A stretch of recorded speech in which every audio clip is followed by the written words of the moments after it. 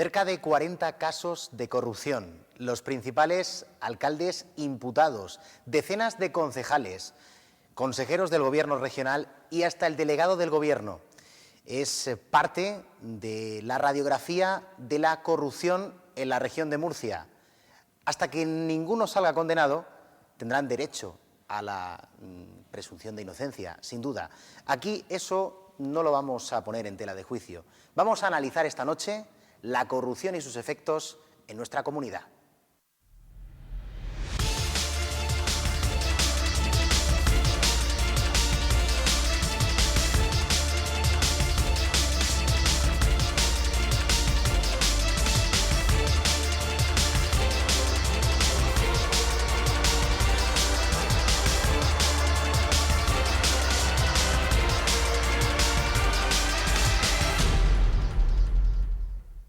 ¿Qué tal? Muy buenas noches, sean bienvenidos a Espacio Abierto. Aquí estamos, como cada jueves, prestos y dispuestos para debatir, como siempre, con sentido crítico, opiniones cualificadas y con el pluralismo como bandera. Ya les adelanto que la corrupción, la transparencia, el buen gobierno y el sentido en el gasto público serán los ejes del programa de hoy. Les presento a nuestros invitados. Chema Gil es periodista. Chema, bienvenido, buenas noches. Hola, buenas noches, Pablo. Además, recientemente nombrado candidato a la alcaldía de Los Alcázares por el Partido Socialista.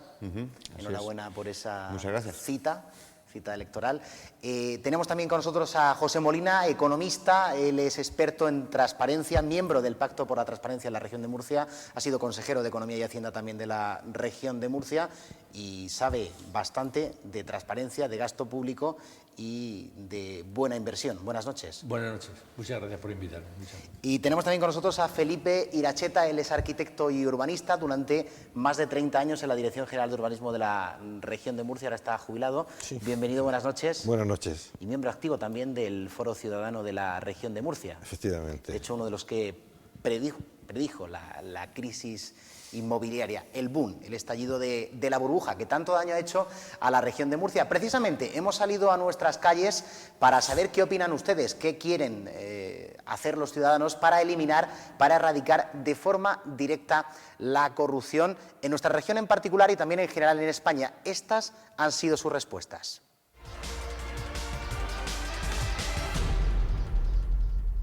Habría pues que legislar más duramente en contra para que se evitase y que por lo menos tuviesen más miedo de que los cojan. Yo creo que el problema es que no tienen miedo de que los cojan, porque muchas veces la ley lo acoge y les resulta más rentable enriquecerse y pagar fianzas máximas.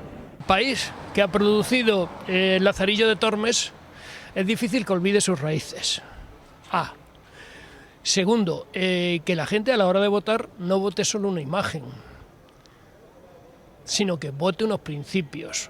Y B, que dentro de los valores no esté solo cómo estoy, qué guapo estoy, qué imagen tengo, sino qué decente soy. Principalmente que se pongan los límites para que las personas que acceden a ciertos cargos pues no puedan acceder a esa corrupción, ¿no? Yo creo que es una cadena y al final también es un tema de conciencia, ¿no? Pues probablemente cambiar la clase política, cambiar a la inmensa mayoría de ellos y optar por ciudadanos más honestos y que estén menos viciados por los vicios anteriores. Pues primero que los jueces no fueran elegidos por el gobierno, o sea, no tuvieran el poder del gobierno sobre los jueces, eso para empezar, y que tuvieran que declarar como todos los de a pie. Al final no hay tantas, siempre los imputados siempre son los mismos y son siempre pocas personas. Pues ser más honrado de lo que somos. Intentar, digamos, hacer limpieza total y eliminar donde hay, digamos, por ejemplo en Italia hay mafia. Donde hay mafia intentar eliminar, pero es una cosa imposible.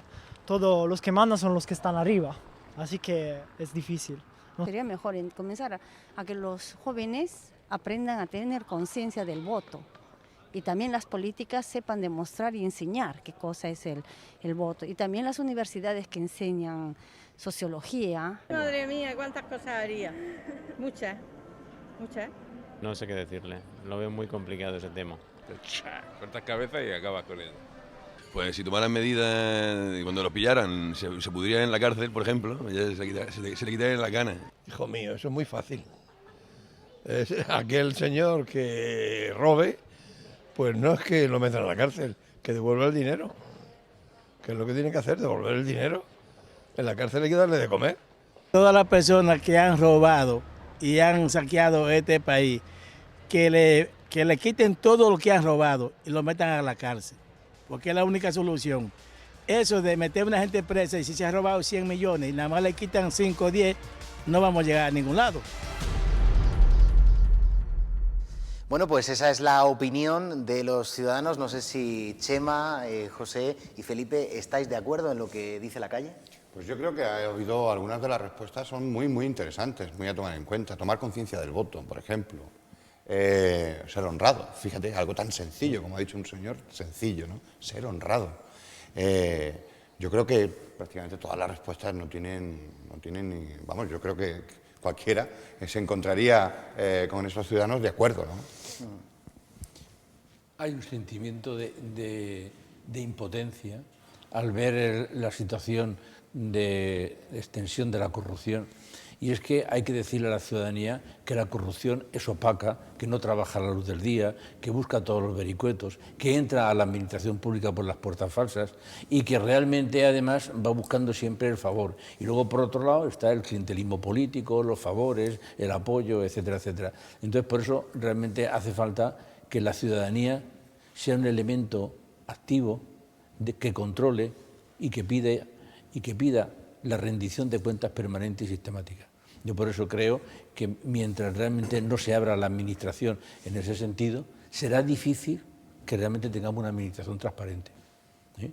Porque para tener una administración transparente tenemos que empezar por tener los medios de control efectivos, que el ciudadano sea mucho más proactivo y mucho más exigente, y luego además que los organismos que tienen que controlar sean auténticamente independientes. No tenemos una justicia independiente, porque está nombrada por los mismos. Lo han dicho también en la calle. No tenemos una agencia tributaria independiente. Es que los organismos de control en el Estado tienen que ser totalmente independientes. Entonces tenemos que empezar un poco a decir, oiga, si queremos que la sociedad mejore, tendremos que mejorar también nuestros instrumentos y nuestras formas para luchar. Y luego también hay que dar más medios, porque ahora queremos que la justicia sea rápida. Y todo el mundo está diciendo, oiga, que yo si estoy imputado quiero que me desimputen cuanto antes o que me condenen. Oiga, hay que dar medios. Nadie da medios suficientes a la justicia. Ayer leía que el presupuesto de defensa todos los años se duplica en 1.000 o 1.500 millones más en créditos extraordinarios. Y a la justicia no. Pues mire usted, yo creo que es mucho más importante dotar de medios a la justicia para su funcionamiento y a la inspección y a la agencia tributaria para que controle también a todo el fraude que hay, antes que darle inversiones al ejército. Creo, aquí son prioridades que yo tengo. A lo mejor. Una de las cuestiones comunes que se han planteado en la encuesta es, por no repetir las cosas que han dicho mis compañeros, es la devolución de lo robado o de lo indebidamente cobrado o percibido. Eso es también otro sentimiento, pero que se da de una forma desigual. Hasta ahora, el único caso en el que por lo menos se le han embargado los bienes ha sido el caso del señor Bárcenas. En los demás siguen disfrutando de sus bienes hasta que haya sentencia, etcétera, etcétera, pero no se sabe de que hayan devuelto, porque tampoco se sabe cuál es el monto de lo cobrado. Ayer, precisamente, decía Televisión en el caso Granados, que Sachó, el jefe de la unidad donde está recluido, recluido porque tiene el potencial suficiente, él y otros muchos, para decir, tú me proteges y que no me falte de nada. Claro, mientras que tenga bienes, pues tampoco son presos comunes como los demás, son presos cualificados. Claro que sí. Y bueno, hablando de la operación Púnica, no sé si próximamente aterrizará esa segunda fase de la operación Púnica en la región de Murcia. Todo apunta, según fuentes policiales, que sí, y que además pues habría gente de primer nivel metida en esa operación y en esa causa. Pero no voy a la Púnica 2, que probablemente en los próximos meses tendremos noticias. Si va rápido, esperamos y deseamos que sea antes de los comicios municipales y autonómicos del mes de mayo, pero las cifras que yo daba al principio son realmente llamativas. 40 operaciones, 40 investigaciones, los principales alcaldes imputados, alcalde de Murcia, caso Umbra, alcaldesa de Cartagena, el caso de Novo Cartago, y ya no solamente ellos, sino decenas de concejales, alcaldes también de poblaciones pequeñas, caso de Los Alcázares, caso de Caravaca, caso de Fortuna, Torre Pacheco, en fin, es llamativo, y también incluso hasta consejeros en el gobierno regional actualmente, como el caso de Antonio Cerdá, imputado, y de Pedro Antonio Sánchez, consejero de Educación, Cultura y Universidades. Yo había sacado aquí el listado de alcaldes de todos los partidos, Partido Popular y Partido Socialista, que han estado en prisión: José Martínez, Librilla, PP, Juan Escudero, Los Alcázares, PSOE, Juan Morales y su sucesor, José Andreu, de Totana, con la Totem, PP, Daniel García Madrid, Torre Pacheco, Partido Popular, y este no ha entrado en prisión, pero está ya condenado, Matías Carrillo, el alcalde de Fortuna. Son algunos de ellos, sin olvidarnos del delegado del Gobierno, el señor Joaquín Bascuñana, que pese a que en Madrid sus superiores predican unas cosas, en la región de Murcia parece que no surge el efecto, no tiene efecto práctico. En efecto, estamos viendo un elenco, hay un espectro político muy amplio que se está viendo afectado por investigaciones judiciales. Es verdad lo que decía José Molina, ¿no?, que la gente debe saber que a la justicia nunca se le ha tratado bien por parte de los gobiernos del Estado. Sí, sí. Nunca. Pareciera que hubiera interesado tenerla como ahí, ¿no?, ahí, con pocos medios, por lo que pudiera pasar. Pero es verdad también una cosa, y es que la gente, digo, los ciudadanos, incluso las víctimas de otro tipo de delitos, se han de quejar, y con razón, porque eso es una propia corrupción del sistema, y es que la justicia no puede eternizarse.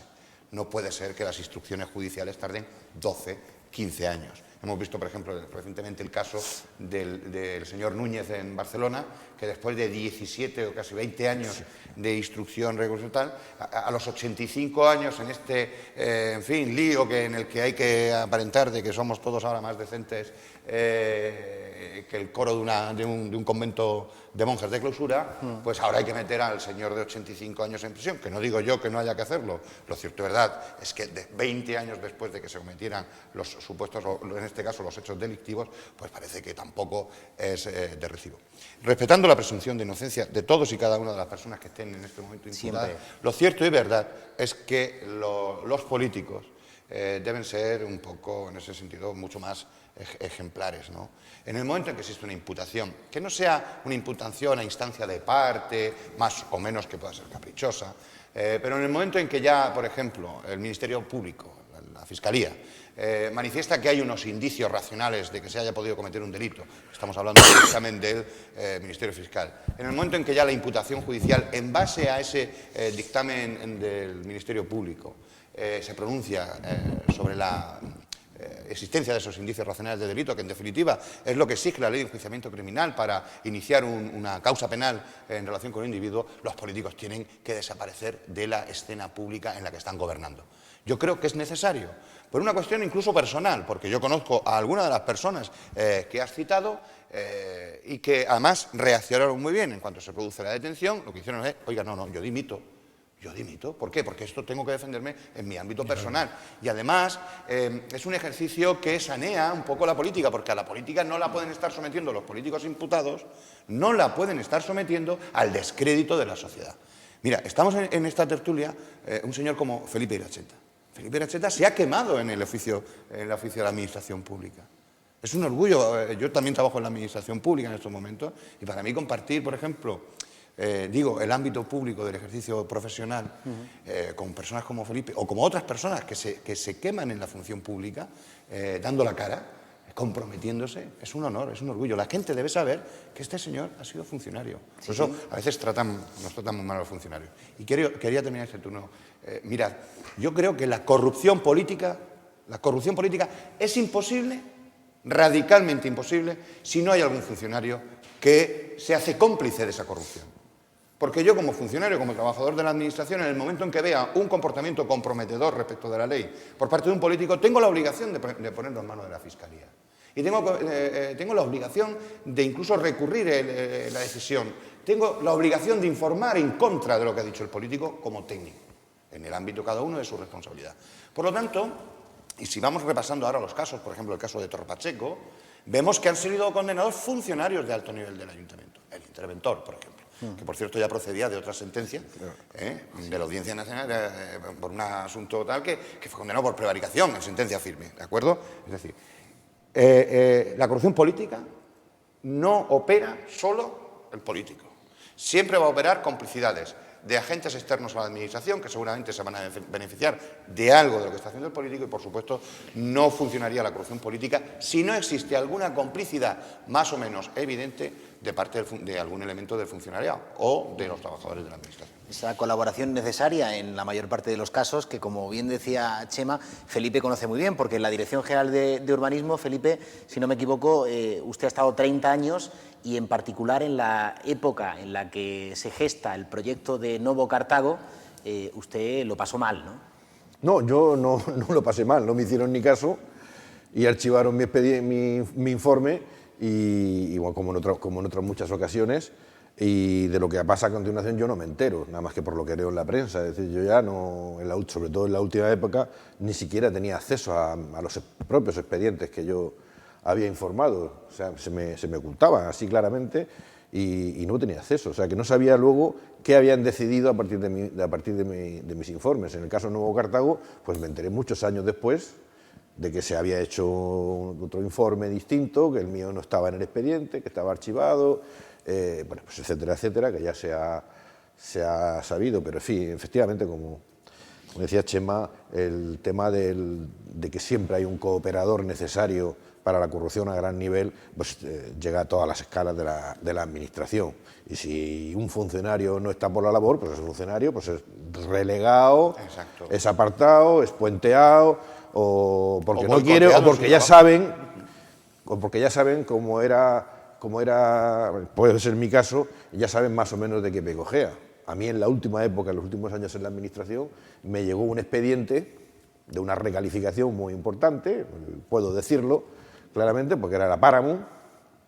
Yo llevaba la zona de Alhama, me llegó el expediente de la Paramount, pues por la vía ordinaria que teníamos allí, los técnicos nos repartían los expedientes por zonas y tal, y llegó la Paramount y el funcionario que recibe el expediente, pues toma. La Paramount. Veo la Paramount, digo, ¿esto es seguro para que lo informe yo? Digo, sí. Digo, bueno, nada. Efectivamente, me pongo a informarlo y a la semana me viene y dice, no, esto no era para ti. Digo, pues espérate, que como yo ya he trabajado en el tema, voy a dejar una nota. Dice, yo no puedo poner ninguna nota. Y me tuve que ir al registro de la consejería para dejar la nota con mis anotaciones que estarán en el expediente. Y si alguna vez el tema de la Paramount, por lo que sea, se llega a judicializar, pues tendré que hacer lo mismo que con Nuevo Cartago. Sacar mis archivos y decirle al señor juez, esto es lo que dije en su día. Sí, mira, hay un problema que está dentro de toda la complejidad del funcionamiento de la corrupción, y es que no se ha hecho todavía en serio la reforma de la función pública en España. Todos los ministros que han ido con su proyecto de reforma de la función pública han fracasado. Es decir, la función pública en España realmente no se ha hecho todavía en profundidad. Es decir, hace falta un funcionario independiente y hace falta que los cargos de designación de confianza dejen de existir y los asesores desaparezcan. Y que además los de libre designación tienen que también desaparecer. Es decir, no es bueno lo que ahora mismo nos hemos enterado, que realmente hay más de 200 y pico cargos de libre designación en la comunidad autónoma. Es decir, todos los puestos de responsabilidad de la comunidad autónoma son de libre designación, con lo cual quiere decir que el que no está de acuerdo con el consejero de turno automáticamente es cesado. Eso no ocurre en ninguna administración seria en Europa. Es decir, tenemos que, si queremos realmente empezar a mirarnos para ser un Estado serio y tener una administración eficiente, lo que tenemos que hacer es que realmente la separación tiene que establecerse y el criterio del funcionario tiene que realmente ser algo que esté en la educación. Para eso están las escuelas de funcionarios, para que sea realmente algo de confianza de las estructuras y de los ciudadanos. El funcionario es el mejor complemento del ciudadano, y el político realmente lo que tiene que pedirle al funcionario es que sea competente y que sea responsable, y hacer auditoría de desempeño para que realmente, y que se conozcan, y promocionar la carrera del funcionario dentro de la propia administración. Y entonces no tendremos que pedir favores, lo que tenemos es que pedir eficacia. Sí, el problema es que resulta harto difícil, después de tanto cargo de libre designación, después de tanto asesor, hacer promoción interna al funcionariado, ¿no? Porque, claro, la tarea del funcionario muchas veces... el partido político muchas veces me pregunta, ¿y de dónde pueden sacar justamente para hacer nuevas cosas? Quitando todo lo que tienen el ánimo de... Pero la red clientelar de los partidos políticos parece que se viene un poco abajo. Mira, exacto, eso es lo que se viene abajo. Esa es la clave. Vamos a ver, Pablo. Para ser funcionario de la administración, por ejemplo, en uno de los puestos que ha tenido Felipe, o cualquier puesto de la administración, cuando tienes que hacer una oposición, presentar, en fin, tu título, opositar contra otros individuos y demás. Al final la administración está dotada de individuos que técnicamente están muy bien preparados, seguramente los mejores. Y que han optado por la función pública. Seguramente en el sector privado ganarían más, pero no han optado por la función pública. Por lo tanto, no entiendo yo que tengas que tener un asesor en el ámbito urbanístico, teniendo 2 buenos arquitectos en un ayuntamiento, por ejemplo. No entiendo yo que tengas que dotarte como asesor de economía municipal a una persona que apenas ha superado 2 módulos de auxiliar administrativo. Eso está pasando en ayuntamientos, Eso es un cargo de... Oiga, si he de nombrar un asesor tiene que ser por una cuestión muy singular, que la administración local no lo disponga y que la administración regional no tenga la capacidad en ese momento de auxiliar a la administración local, que es obligación y tal. Pero un asesor es para una cosa muy singular y una actuación puntual, por algo realmente extraordinario. Pero la administración tiene el mejor cuerpo técnico para todo, todo. Es imposible, si tenemos un concepto de administración pública global, que tengamos que acudir a nombrar un asesor externo para que nos pueda asesorar. Entonces, global. Bueno, pero es que tenemos que ir a eso. Es que resulta que si yo necesito auxilio, porque me he metido en un proyecto que lo necesito, pues yo tendré que pedir al organismo competente, correspondiente, que me mande en auxilio a un técnico para que realmente responda. Está previsto en la ley. Claro, la comunidad autónoma auxilia. Entonces, quiere decirse que un ayuntamiento tiene que pedirlo a la comunidad autónoma. Y la comunidad autónoma, si careciera de ello, al Estado. Porque, hombre, es que aquí no somos totalmente organismos autárquicos y un reino de taifa. Es decir, somos todavía un Estado, afortunadamente un Estado en donde realmente tiene que funcionar en la administración en todo su conjunto. Entonces, quiere decirse que yo, desde mi punto de vista, es que la figura del asesor creo que tendría que estar tan limitada. A mí no me gusta hablar de prohibición, porque no me gusta prohibir nada, pero tendría que estar tan limitada, que incluso tendría que decir, oiga, mire usted, 1 o 2 por excepción, por aquello de que realmente... Pero a partir de ahí... No hay más. No hay más. Pero fíjate... yo fui consejero 4 años, no tuve ningún asesor, no tuve nada. Tenemos también dos tipos de asesores. Fundamentalmente los de la comunidad autónoma, que es puro clientelismo, es colocar gente del partido. Yo he tenido, no sé, 20 y tantos asesores había en mi consejería, y lo que hacían era pedirte un expediente y subírselo al consejero porque había venido el interesado a verlo y quería saber cómo estaba. Eran sin cualificación ninguna, pues gente del partido, aspirantes y tal. Y había otro tipo de asesores que son los que han llevado fundamentalmente a muchos alcaldes a los procesos, que eran ya asesores mucho más cualificados, técnicos y jurídicos.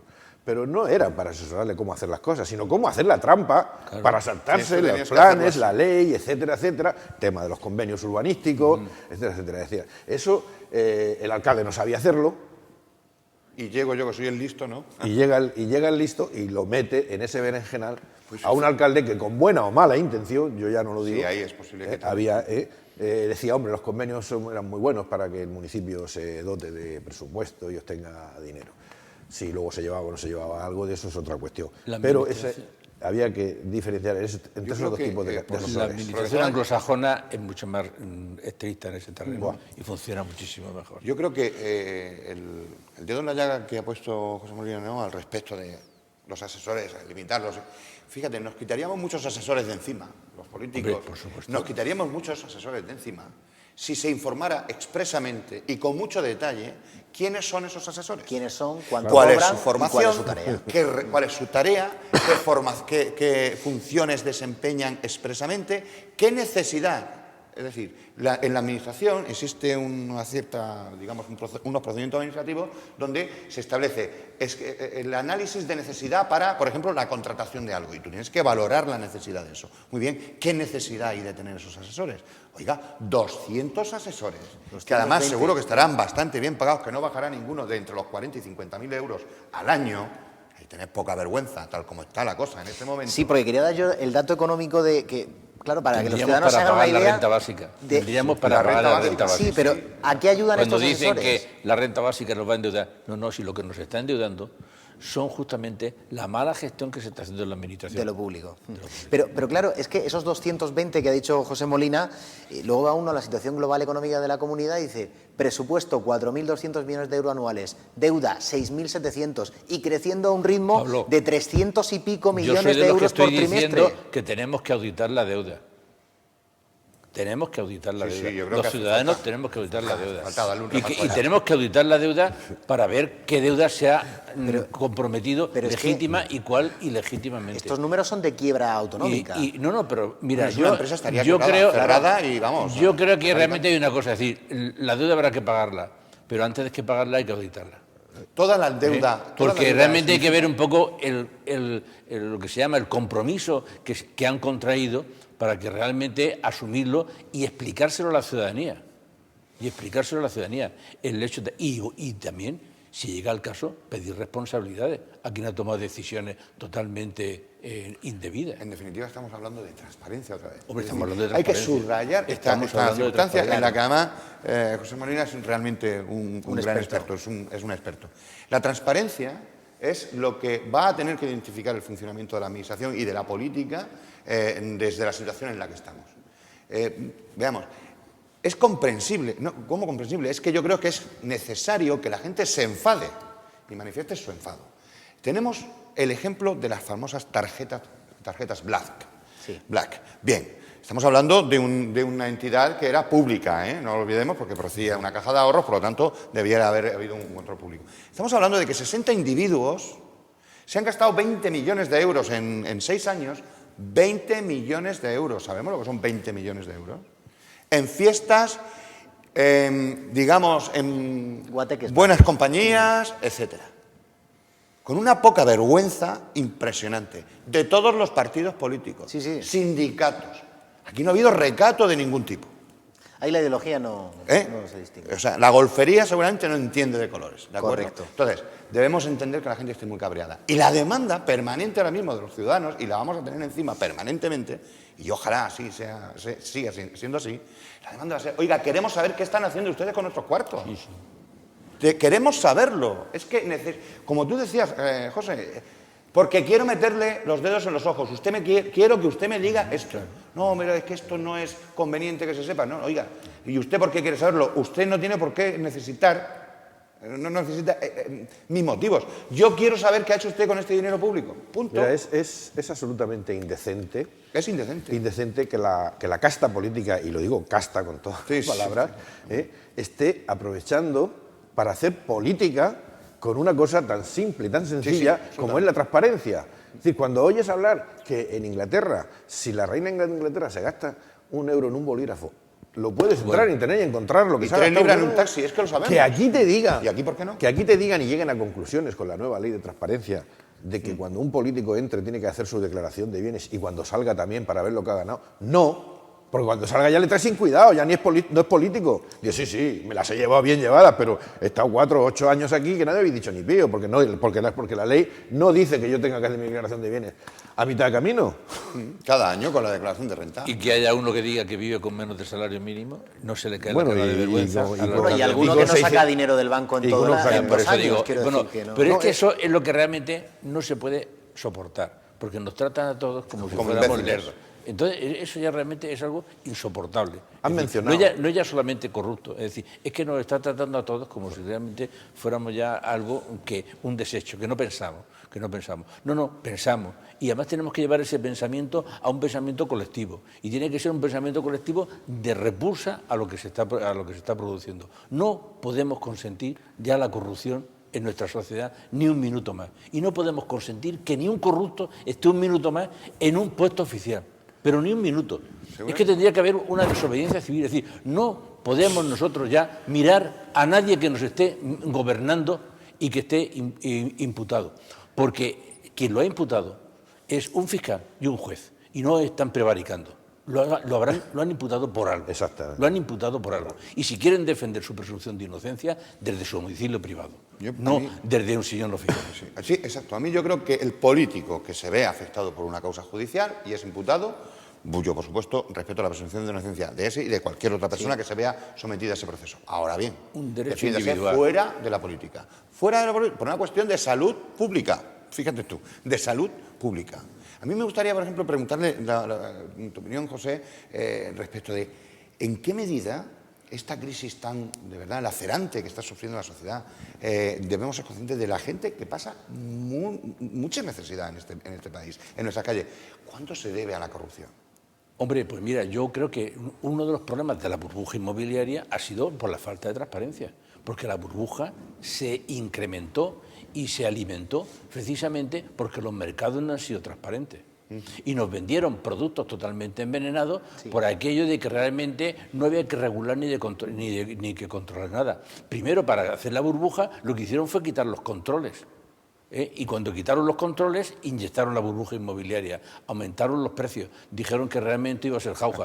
A un economista le dieron el premio Nobel por decir que se habían acabado los ciclos económicos y que ya íbamos a estar en un crecimiento sistemático y permanente. Y entonces nos creímos el cuento de la lechera y resulta que nos estaban engañando. ¿Qué es lo que ocurre en un sistema global en donde realmente se engaña a toda la ciudadanía, no ya a la española, sino a toda la ciudadanía? Oiga, porque no es transparente. Y en el primer curso de economía, cuando van los chavales de economía, les enseñamos que el sistema económico tiene que ser transparente, porque realmente la transparencia de los precios en la oferta y en la demanda se tiene que confluir para el precio que sea el equilibrado. Entonces, enseñamos una cosa y practicamos la contraria. Entonces, cuando decimos que el sistema ha fallado, lo que está fallando también es incluso los conceptos de la aplicación y de la enseñanza. Entonces, quiere decirse que tenemos que recuperar desde las raíces, porque si nosotros vamos un poco a estudiar la economía desde nuestros grandes economistas históricos, vemos que eran más moralistas que economistas. Adam Smith, Ricardo, eran más moralistas que economistas. Y realmente desde la moral de aquellos tiempos intentaban hacer mejor la economía para que realmente administrarla para que fuera para todos. Y la Real Academia de Ciencias Morales y Políticas es la Academia de Economía. Es decir, la economía tiene fundamentalmente una trastienda ética y de moralidad. Por una razón, porque estamos administrando justamente los recursos de todo el mundo. Y eso lo sabían muy bien. En la tabla de Cambi, aquí en el Reino de Aragón, a los banqueros que quebraban y que robaban a los ciudadanos, los llevaban al cadalso. Y decapitaron a 3, ¿eh? O sea, no se las tomaron. No pedí yo la decapitación, pero algunos banqueros debieran haber ido al cadalso en España recientemente. Lo digo como un ejemplo que en sociedades, en la Edad Media, pues se lo tomaban muy en serio. Sí. O sea que, en fin, allí se perdía la cabeza por muchas cuestiones enseguida, ¿no? Pero quiero decir que nosotros ahora mismo tenemos que ser también inflexibles con las personas que realmente les hemos depositado la confianza y nos han defraudado. Esos hay que marginarlos radicalmente. Has tocado unos temas y habéis hablado antes sobre si una empresa estuviera en la situación que está en las comunidades autónomas, algunos ayuntamientos estarían en quiebra. Pero claro, la empresa cuando está ya tambaleándose no puede adquirir, no puede recibir dinero ni préstamos. No tiene resuello. Claro. Mientras que la administración, los ayuntamientos tampoco mucho, pero la administración regional sí. Y entonces pues son siempre, igual que el Estado, huidas hacia adelante, ¿no? Y entonces uno se pregunta, pero bueno, ¿cuándo se va a acabar esto de pedir dinero prestado? Como si no hubiera que devolverlo. cuando resulta que los intereses, solamente los intereses que hay que devolver de dinero prestado, pues suponen una merma muy importante a la hora de hacer los presupuestos de la comunidad. No quiero decir si incluyes la devolución del capital. Claro, España va a tener que pedir 35.000 millones de euros el año que viene, año, ¿no? Para financiarse, para pagar los intereses. O sea, este año seguramente no pagaremos capital, ¿o qué? Con un fraude evaluado en casi en 80.000 millones. Con un fraude evaluado en casi en 80.000 millones. Con el doble de lo que se va a pedir. No. Que si realmente se cobrara todo lo que es el fraude existente, no habría que pedirlo. Ni pedirlo. Y hablabas tú antes de que hay que auditar las cuentas. Evidentemente hay que auditarlas y hay que saber lo que es la deuda legítima de lo que es la deuda ilegítima. Es decir, porque la famosa reforma del artículo 135 de la Constitución, para que los bancos pudieran cobrar y para que no se endeudaran las administraciones, pues digo, pero es que se podían hacer partidas y contratar obras que no estaban previstas en los presupuestos. No se podía, no había que modificar la Constitución para eso. Lo que sí había que modificarla es para que el primero que cobrara fuera el banco. Entonces, claro, en todo el tema de la burbuja inmobiliaria, pues claro, lo que no sabíamos es de dónde estaba saliendo todo el dinero que se estaba poniendo a disposición de los agentes, de los compradores, de los promotores, de los constructores. Claro, luego con el tiempo, cuando estalla la burbuja, nos enteramos de que ese dinero no lo estaban inyectando los bancos franceses y alemanes. Y cuando aparece, estalla la burbuja, resulta que estalla para los compradores, para la gente que tiene un piso, que no puede pagar la hipoteca, estalla para los promotores, estalla para las cajas y los bancos españoles. Pero para los alemanes no. Pero para los alemanes para los bancos y alemanes, para los bancos franceses, esos no. Esos han cobrado, esos cobran. O sea, esos que arriesgaron su capital no habían arriesgado absolutamente nada. Y nos lo tenemos que estar comiendo eso con patatas fritas. Hasta que se haga una verdadera auditoría y se le diga a la señora Merkel, oiga usted, es que no tiene usted y sus bancos responsabilidades ninguna en lo que ha pasado en la burbuja inmobiliaria. Ustedes fueron los que inyectaron el dinero y la provocaron. Claro, a nadie amarga un dulce y nadie quería, pero cuando llegaba tanto dinero, nadie quería preguntarse de dónde venía. Yo, claro, un día en una conferencia de un economista que vino y tal, le preguntaba, digo, oye, pero ¿este dinero de dónde sale? Y dice, pues eso sale de tus fondos de pensiones. Claro. Todos los fondos de pensiones, los fondos de inversión, están todos metidos en ese banco que necesitan que el dinero se mueva. A mí me gustaría que construyéramos también algún mensaje optimista, porque hay experiencias. Sí, porque se puede salir, como por ejemplo lo que está sucediendo en Molina de Segura con los presupuestos participativos, que José Molina nos va a hablar enseguida a la vuelta de la publicidad, de cómo están haciendo allí las cosas y de qué forma los ciudadanos se meten de lleno, de forma directa y participativa, en la elaboración de un presupuesto a nivel económico y también con un buen soporte técnico toman decisiones importantísimas, imprescindibles, diría yo, para el municipio. A la vuelta de pausa lo comentamos, eso y mucho más. Hasta ahora.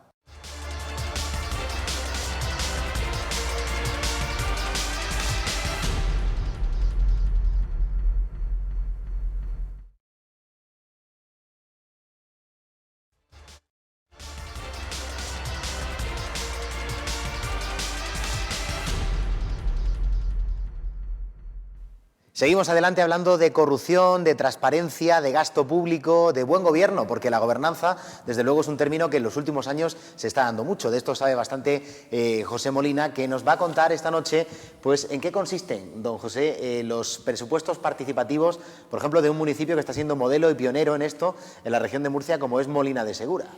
Pues mira, es algo que se explica sencillamente. Se pone en conocimiento de la ciudadanía el sistema de priorizar aquellos objetivos que el ciudadano sienta como necesarios para que se incorporen en los presupuestos del año. Y entonces se discute en todas las asociaciones de vecinos cuáles son las necesidades que realmente consideran ellos que son las más importantes. Y entonces se catalogan también, porque claro, salen miles de peticiones y entonces siempre hay un proceso de selección que se les explica, las que son más transversales, las que afectan más a todos los barrios, las que son también una política equitativa, las que responden a unas políticas sociales. O sea, de todas las priorizaciones que salen se van luego haciendo como grupos entre toda esa selección para que al final en la selección que se hace a través de la propia ciudadanía ya se discutan entre ellos aquellas que realmente afectan al mayor núcleo de población posible y también aquellas que realmente afectan también a la ciudad que queremos construir, porque nosotros tenemos que pensar que un municipio tiene que construir una ciudad que sea un sueño colectivo de todos los ciudadanos para tener una vida realmente que le dé una cierta satisfacción. Y eso lo único que se puede ir consiguiendo poco a poco es a través de que la ciudadanía se activa y participe. Porque no es que el político llegue a las elecciones y diga, os voy a hacer, oiga, mire, usted no va a hacer nada. Lo que lo tiene que hacer es la ciudadanía, porque es la que quiere construir su ciudad. Usted lo que tiene que hacer es gestionar bien y gestionar eficientemente bien lo que yo haya seleccionado que realmente quiero que se haga en mi ciudad. Y además eso no endeuda más, porque algunos dicen, eso será la carta a los Reyes Magos. No, en Molina no hay endeudamiento. En Molina realmente el presupuesto está totalmente equilibrado. Las cosas se hacen con ahorro presupuestario y las cosas se hacen con los propios ingresos que realmente el municipio está consiguiendo. Y el año pasado en la Junta Local de Participación Ciudadana se aprobó incluso bajar el 5% del IBI. Por otro lado, también se ha intentado recuperar acciones de lo que es de recaudatoria más eficientes para conseguir ingresos. Yo creo que es poner en práctica lo de hacer muchas más cosas con menos coste. Hay como una cierta efervescencia para todo el mundo mejorar en la gestión municipal. Cuando se incorpora todo el mundo y hay una ilusión en el municipio por hacer cosas, y ahora incluso se ha recibido una ayuda extraordinaria del Estado a los municipios que tenían el presupuesto equilibrado, y a Molina le han correspondido 500.000 euros, y se ha vuelto a reunir la Junta Local de Participación Ciudadana para las prioridades que habían quedado sin cobertura presupuestaria, que se habían cerrado ya en diciembre, para poderlas incorporar en esa parte de presupuesto que incluso no se había pensado que se podían financiar. Es decir, se pueden hacer en los municipios muchísimas cosas. Se puede hacer en el presupuesto de la comunidad autónoma muchísimas más, si preguntaran a todos los habitantes de la Comunidad Autónoma de Murcia. Porque evidentemente, si todos pensáramos y dijéramos lo que queremos de esta comunidad autónoma, también haríamos de que la comunidad autónoma fuera un sueño colectivo, no un sueño de tres, un sueño colectivo. Desde luego, porque no se trata de que estos sean los cantones suizos, pero sí que se le dé una vía directa de participación asumible, que lo es, al ciudadano para que tome decisiones. Es que lo estamos pagando, es nuestro dinero. Mira, la participación ciudadana es quizá uno de los elementos más importantes, si no el más, para la lucha contra la corrupción urbanística, me refiero. Sí, porque principalmente la corrupción en esta región ha sido urbanística y en España también, ¿eh? Sí, fundamentalmente. Y financiera también. Financiera muy importante. Salvando el caso de los Puyol y estos que se han movido por otra vía, pero sí, fundamentalmente la más cotidiana ha sido esta. Cuando yo empecé con esto del urbanismo, hice unos planes de ordenación y los hacíamos en los pueblos. Y citábamos a los vecinos por barrios y les exponíamos a los vecinos lo que queríamos hacer con su barrio para que opinaran, etcétera. O sea, estaban informados. Y yo hice 4 o 5 desde la comunidad y antes hice 4 o 5 planes y todos los hacíamos por el mismo sistema. Y una de las cuestiones que nos empeñábamos era decirle al alcalde que el plan no lo hacemos nosotros, los técnicos, nosotros somos los que damos las ideas de las cosas técnicas que hay que resolver, pero que el plan con las decisiones la deben de hacer los ciudadanos y fundamentalmente el municipio, los concejales y el alcalde. Porque, ¿qué pasó con el tiempo? Que el alcalde se tomó eso, se tomó la palabra y dijo, que el plan lo hago yo, pues de ahora en adelante el plan lo hago yo. Y en uno de esos municipios me llaman hace un año así, y me dice, oye, que tenemos un plan nuevo, queremos que le eches un vistazo y que nos des tu opinión y tal. Pues nada, le he hecho un vistazo, le di una opinión, y resulta que el pueblo crecía por el norte, por el sur, por el este, por el oeste, por el noroeste, por el suroeste, por todo. Sin control. Un pueblo con río, con no sé qué, con huerta.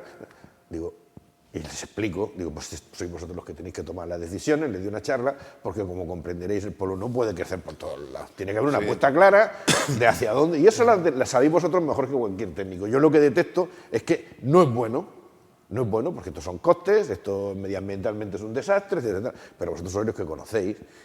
primero, quién son los propietarios de ese suelo y el por qué se está poniendo eso, porque a nadie que tenga 2 dedos de frente se le ocurre que este pueblo que tiene la carretera y una línea más o menos clara de crecimiento y tal, de pronto se vaya para la huerta, se vaya para el monte.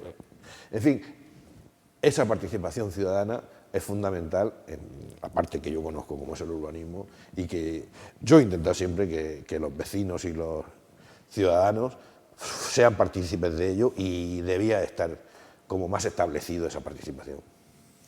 Yo creo que además es que no hay otra, es decir, a futuro, ¿no? Con la experiencia pasada en estos años de crisis, cuando se han descubierto todo lo que se ha descubierto en este país y en esta región singularmente, no hay otra posibilidad de hacer otra cosa, es decir, si se quieren hacer las cosas bien. Hablemos de corresponsabilidad. La participación ciudadana, en definitiva, es corresponsabilidad en la cosa pública, en la gestión de lo público. Y yo creo que seguramente para ningún alcalde puede haber cosa más satisfactoria y más tranquilizadora al mismo tiempo que su gestión responda a las necesidades, a lo que realmente los ciudadanos están pidiendo. En ese sentido, yo creo que quiero decir que hay poco más margen. Es decir, la participación ciudadana ha de ser un eje fundamental del funcionamiento de la administración pública. Pero, además, no estamos generando una cosa singular. Es que, además, estaremos cumpliendo con la directiva europea que, en materia de participación ciudadana, en fin, son generosas. Nos ofrecen textos como muy, muy interesantes. Al principio del debate que teníamos, José Luis Molina mencionaba una cosa, y era una ciudadanía activa en la petición de rendición de cuentas de la gestión pública. Eso es, en definitiva es eso. Es la clave. Y es hacer que el administrado participe en su administración, ni más ni menos. Ahora empezamos en Molina, aprovechando el primer trimestre del año, para rendir cuenta de la liquidación del presupuesto del 2014. Sí, porque es muy importante que sepan también en qué al final, porque unas cosas son lo que se aprueba y otra cosa es lo que se liquida.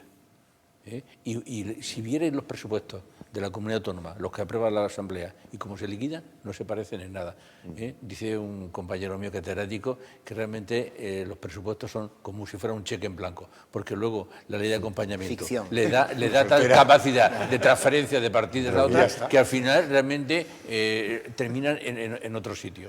Bueno, pues el ejercicio de lo que los anglosajones llaman la accountability, o sea, el rendir cuentas, no ya económico, sino también socialmente, si se han cubierto eso, porque al final en los presupuestos hay objetivos, y hay objetivos uno económicos y otros sociales, claro. y hay que rendir cuenta del cumplimiento de esos objetivos, porque es el dinero público, y el dinero público hay que rendir cuenta. Es decir, yo es que creo que esa cultura que tenemos que hacer es algo consustancial ahora mismo para una nueva educación ciudadana. Yo ahora me voy a los institutos de Molina a explicarle a los chavales lo que es los presupuestos participativos y lo que es el control que tienen que ir pensando ellos para cuando sean ciudadanos, porque cuando salen del instituto empiezan ya a votar, claro. Y tienen que incorporarse ya a esa sociedad activa y civil. Y lo tenemos que hacer, es decir, que eso es algo vital. Si queremos una sociedad nueva, dinámica, responsable, etcétera, pues tenemos que empezar a utilizar todos los medios. Y eso lo tenemos que realmente emplear en todo el tiempo y todo el esfuerzo que se tenga. Y eso no cuesta dinero, eso es creerlo. Y la transparencia, la rendición de cuentas es el nuevo credo laico de todo ciudadano público, de todo ciudadano. Ese es un credo, es decir, o te lo crees o no te lo crees. Si tú no crees en esto, si no crees en la transparencia, si no crees en la participación ciudadana, porque algunas veces me dicen a mí, pero Pepe, es que tú te das cuenta que tener reuniones, comentarlo, discutir con la gente, es un coñazo. Y digo, hombre, si lo miras desde ese punto de vista, de que tienes que aguantar un debate, pero yo cuando veo un debate me enriquezco del debate. Claro. Y es lo público del debate. Es decir, yo cuando voy a Molina lo que hago es que me siento en un rincón detrás para escuchar. Si es que en esta sociedad no escuchamos, yo aprendo allí. Yo no voy a dar, yo voy a recibir. El problema es que estamos también en una región en la que no se ha separado bien, o al menos da la sensación, lo público de lo privado. Y volviendo al principal tema de corrupción urbanística, yo creo que también se debería probablemente de haber regulado antes y mejor las donaciones a los partidos políticos, principalmente en etapa electoral o preelectoral, que es, por cierto, en la que ya vamos a comenzar en unas semanas a entrar, ¿no? ¿Qué os parece todo esto, Felipe? Bueno, en Murcia hasta ahora, si ha habido corrupción urbanística con las donaciones o aportaciones a los partidos políticos, no se ha escrito ni se ha dicho absolutamente nada. Es un tema tabú para todos. Tabú. Y también, estando donde estamos, también nos sorprende que la Gürtel no entrara en Murcia, ¿no? En mi opinión, la Gürtel no ha entrado en Murcia porque Murcia tiene su propia Gürtel, que todos conocemos, todos sabemos cómo funciona, más o menos cómo se ha movido, pero nadie tenemos las pruebas, porque lo han hecho muy bien, nadie tenemos las pruebas para poder denunciar y saber cómo ha funcionado la Gürtel murciana, cómo ha entrado en las empresas constructoras e inmobiliarias que han llegado aquí, cómo hay una figura que siempre es recurrente en todas estas empresas, alto cargo del PP en concreto, etcétera, etcétera. Pero esa investigación por ahora no se ha hecho y yo no la voy a hacer, por supuesto, porque ni me corresponde ni tengo los medios no somos suficientes. investigadores. En su caso la Fiscalía, que tampoco dice que tampoco tiene medios. No, pero y creo que sabéis de lo que estoy hablando todos. Pero el Tribunal de Cuentas, el Tribunal de Cuentas ha dicho, también. El Tribunal de Cuentas ha puesto una cosa, porque no puede llegar a todo, evidentemente, y no tiene medios, ha dicho, no se puede hacer tanto con tan poco. Entonces ya es algo que nos tiene que hacer pensar, ¿eh? Es como lo de las chicas del 17, ¿de dónde sacan para tanto como destacan? Es decir, yo creo que actos, movimiento de autobuses, gastos de desplazamiento, vallas, etcétera. Es decir, una de las cosas que realmente se tienen que auditar, porque realmente no se auditan bien, son las cuentas de las campañas locales y regionales. Locales y regionales. Fíjate, que no se dan, o sea, que realmente no hay una contabilidad consolidada a nivel nacional de todos los partidos en este aspecto. Se dan con mucha pobreza en ese terreno. Y es que yo creo que ahí auditar como hace el Tribunal de Cuentas, 3 años después, o 4 años después, o 5 años después, no. Tiene que ser una auditoría al momento, en donde realmente, si tú haces un acto y alquilas una cosa y das una comida y das no sé qué, realmente perseguir el gasto. Vamos a ver, una campaña electoral municipal, yo la verdad es que nunca he estado en cargo ejecutivo del partido, ni nunca he estado como candidato en nada, quiero decir que soy en esto nuevo, ¿no? En la lid esta de ser candidato para una alcaldía, evidentemente. Pero yo he estado hablando con la gente de los que me van a acompañar en este viaje un poco. Y lo que he planteado, y todos lo han entendido bien, que además que es necesario, y es que primero tiene que darse una información antes de la campaña electoral. Mire usted, nosotros la posibilidad que tenemos de gastarnos dinero en nuestro pueblo para la agrupación, para la campaña electoral, son estos euros, y estos son los que nos vamos a gastar. Las grandes campañas, esto de los grandes mítines, autobuses y todo eso se ha acabado, se ha terminado. Mire usted. Usted como político tiene que verse las caras con los ciudadanos. Y yo, mi empeño, y creo que lo vamos a conseguir, es, ¿tú conoces a 10 personas en tu calle con las que pueda hablar y que les interese escucharme? Yo sé que escuchar hoy a la gente que va a la política, en fin, cuesta mucho, porque la gente está cabreada. El descrédito. Pero pensemos por una cosa y por un momento, y además por eso hablaba de decir, tenemos que decir algo positivo también de la política. Y es que, mira, de esta situación no se va a salir con un general entrando pegando tiros a caballo en el Congreso de los Diputados. De esta situación en la que estamos vamos a salir con política. A peor o a mejor, va a depender de la gente que la gente elija y que sea capaz de sacarnos de salir adelante. Por lo tanto, debemos hoy, más que nunca, a aquellos que creamos que podemos aportar algo, convencernos de que debemos de dar el paso. Yo nunca he estado activo en la primera línea de la política, nunca. Pero es verdad que veo que es necesario que nos comprometamos más. Es verdad que la política está desacreditada. Y los políticos, la casta, como bien decía antes Felipe, y como dicen los amigos de Podemos, por cierto, que siempre me preguntan, ¿y qué piensas de Podemos? Digo, que me parece muy bien, porque han venido a animar el cotarro, independientemente de que seguramente no comparta algunas de los proyectos, algunas de las ideas, ciertamente es un refresco que nos viene muy bien a toda la sociedad y también a los partidos políticos, a la casta, ¿no? Ahora bien, yo lo que planteo es, los partidos políticos a nivel municipal, en las próximas elecciones municipales, no deben tener ningún problema en anunciar que se van a gastar y terminar la campaña electoral y decir, nos hemos gastado esto.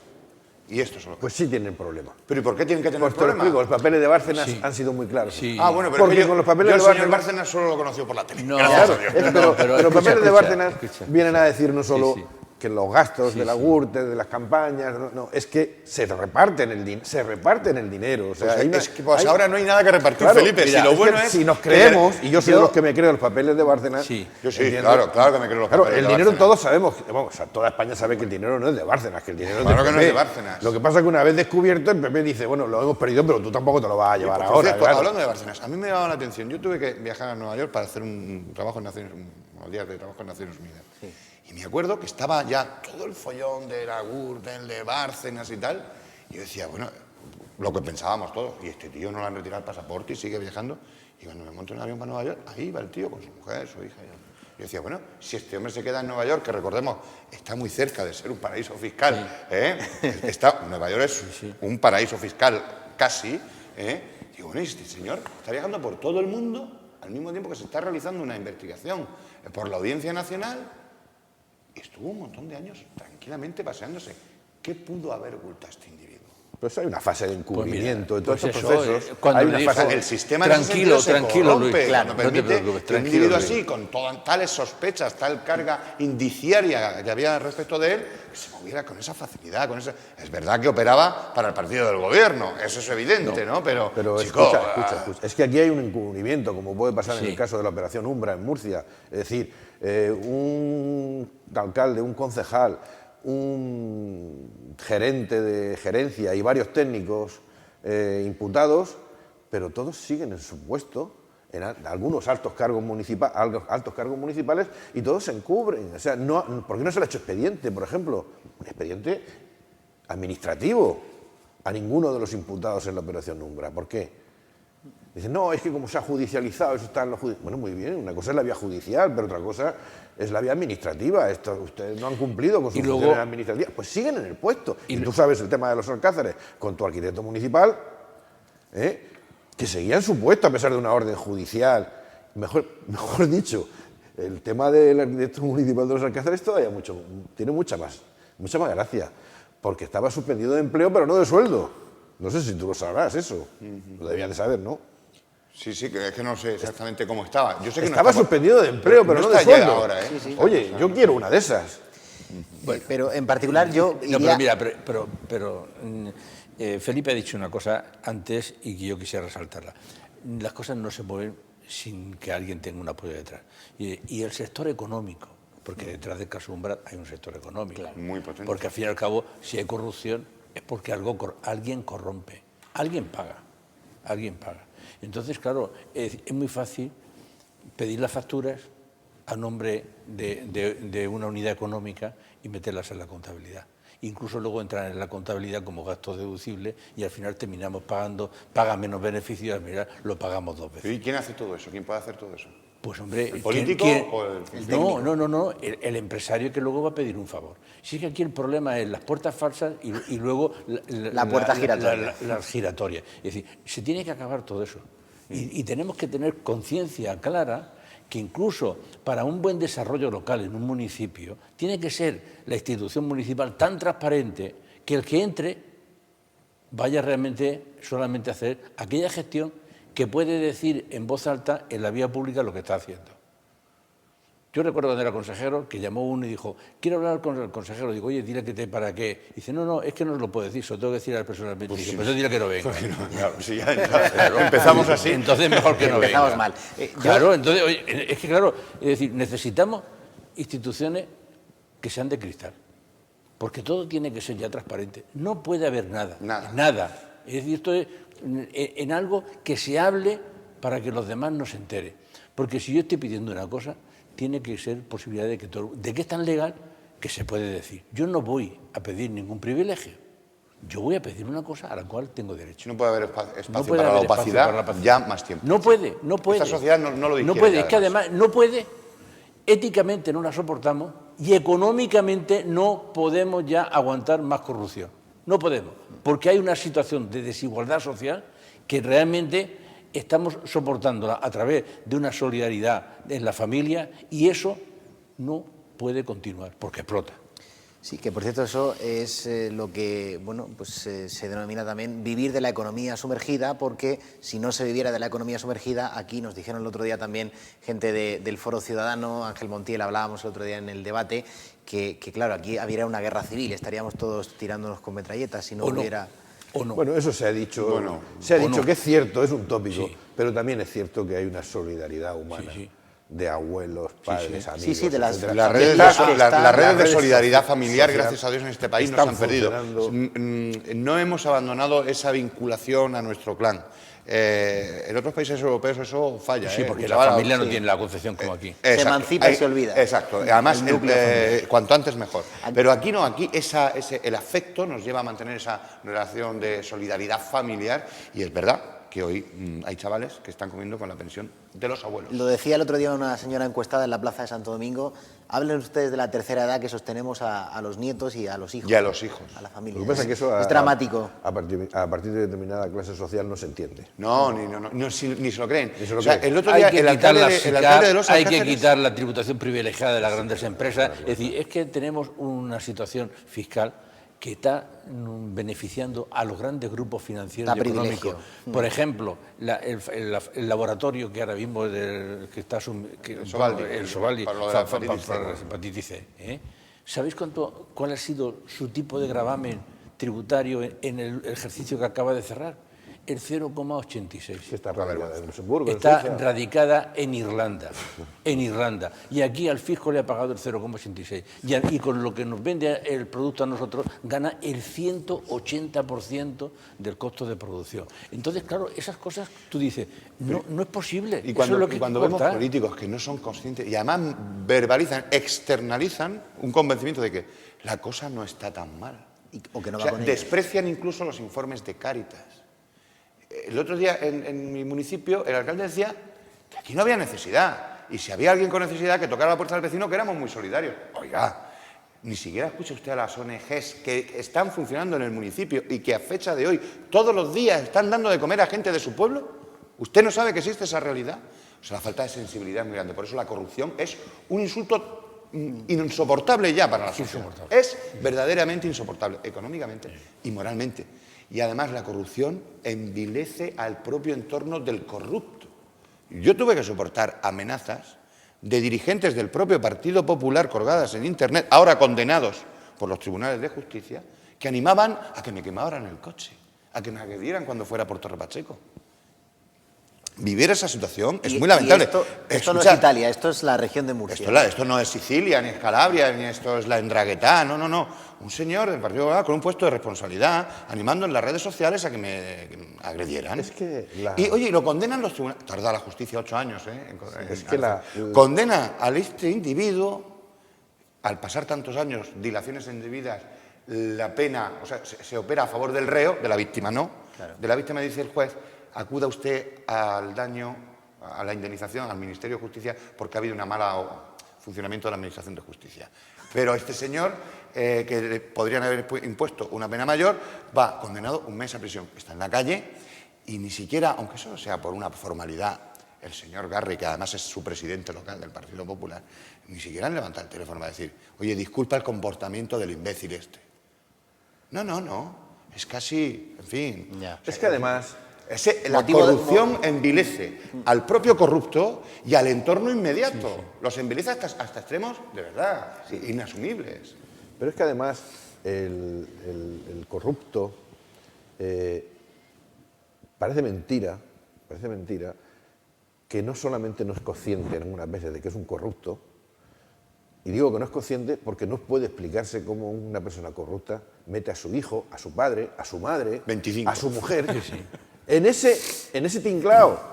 Es decir, que dice, no, es que... A los hijos menores, a veces. A los hijos menores. O sea, es que mete a toda la familia como diciendo, es que usted no es consciente. Es que eso sí que no lo hace la mafia italiana, ¿eh? No. Meter a la familia la deja aparte.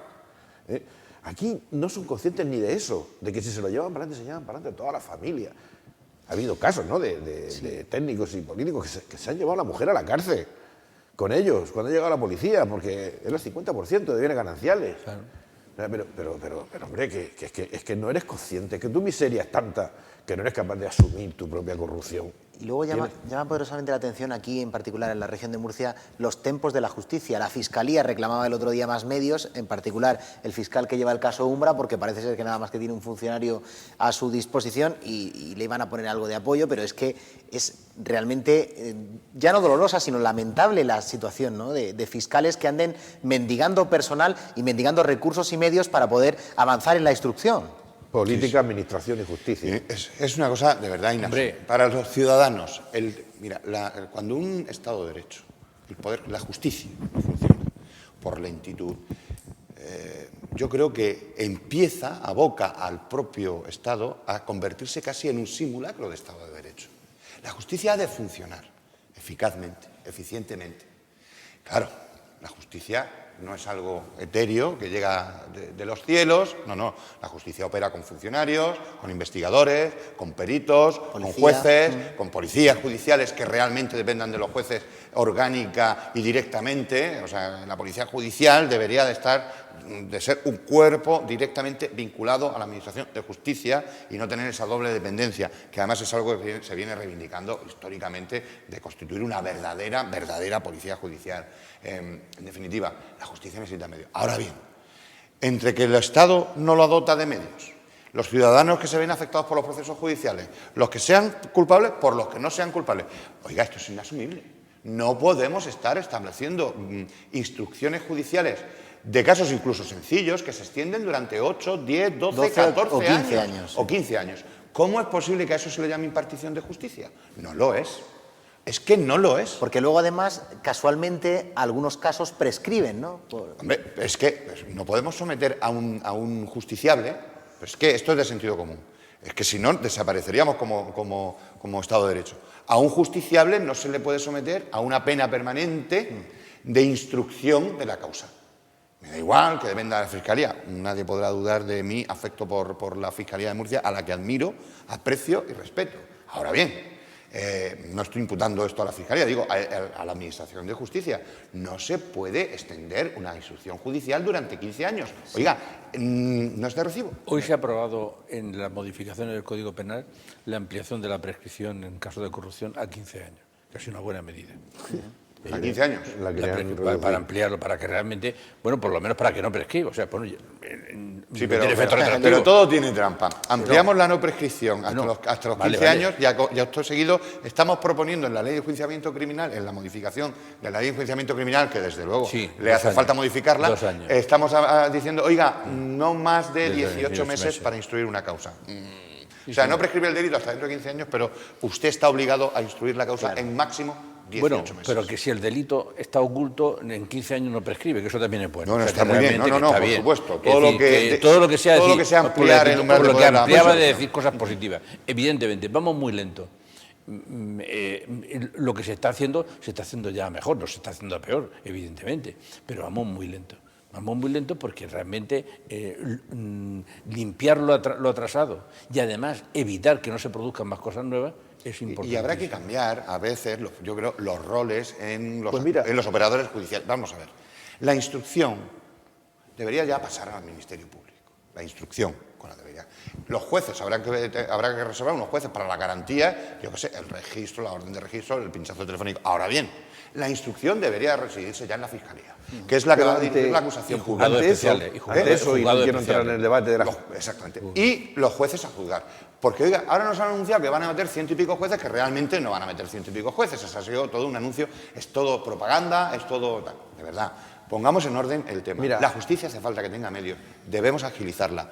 Y, al final, todo pasa un poco por el tema de la transparencia. También debemos saber cómo funciona la Administración de Justicia, que eso habría que sentar alguna lupa. Y una cosa ya... Ante eso, yo confío en la justicia popular, aunque algunas veces sea injusta y se equivoque, pero tanto que se equivoca como un juez. O sea, que no podemos decir... En el jurado dices. No, justicia popular, en el telediario, en la pena de telediario. En la pena de paseo. A veces, en la opinión. Esa justicia es mucho más eficaz. La opinión pública. Que esperar los 15 años. Salvo que se asiente sobre un inocente. Por supuesto. Hombre, pero ¿tú crees que a estas alturas alguien pensaba en España que el señor Camps de Valencia era inocente porque lo dijera un tribunal popular? O sea, alguien se lo creía. O aquí, por ejemplo, el señor Cámara, el alcalde de Murcia, en fin, u otros alcaldes. Hay que también hacer una llamada a los profesionales en su conjunto, porque todas las profesiones, al final, lo que tienen que hacer es apoyar la transparencia, no apoyar al corrupto. Cuando un cliente va a un despacho y dice, oye, quiero hacer esto, hay que decirle, oye, eso no lo puedes hacer y no lo debes hacer. Y aunque realmente para el tema del blanqueo se está poniendo un poco duro, pues yo creo que muchos profesionales, y no quiero nombrar profesiones porque todos sabemos los profesionales que estamos relacionados con el mundo de la economía, tenemos que empezar también a impartir con nuestros clientes mucha ética, mucho buen gobierno dentro del concepto de la gestión económica, porque aunque realmente se estén trabajando con lo que es una empresa con sus propios fondos privados, la responsabilidad social de la empresa también es muy importante para tenerla en cuenta en todo este movimiento positivo. En definitiva, un imperativo que es de oro y como diría Kant, ¿no? Sí. Actuemos bien, porque es bueno en sí mismo y porque además es bueno para nosotros. Fíjate, hasta egoístamente. Actuemos bien porque es bueno en sí mismo. Actuemos honradamente, como decía un ciudadano muy sencillo al principio del programa, ¿no? Ser honrado. Ser honrado. Oiga, pues ser honrado, como el valor en la mili. Se nos tiene que presuponer y además debemos serlo. Por lo tanto, pues eso, en definitiva, acudir a un comportamiento correcto, porque es bueno en sí mismo el comportarse bien y además es bueno para nosotros y, por supuesto, para la gestión pública es inevitable. Tiene que ser así. Pues con esos conceptos nos vamos a quedar esta noche, con la honradez, con el sentido de lo público, de lo transparente y, al fin y al cabo, con la honestidad que hay que tener para llevar adelante pues todo en la vida. Don José Molina, economista, ex consejero de Economía y Hacienda, experto en transparencia, gracias por habernos acompañado esta noche. Don Felipe Iracheta, hasta una próxima ocasión, porque yo creo que su opinión en esta región en particular acerca de urbanismo y de corrupción es clave. No es para tanto. Gracias por haber venido.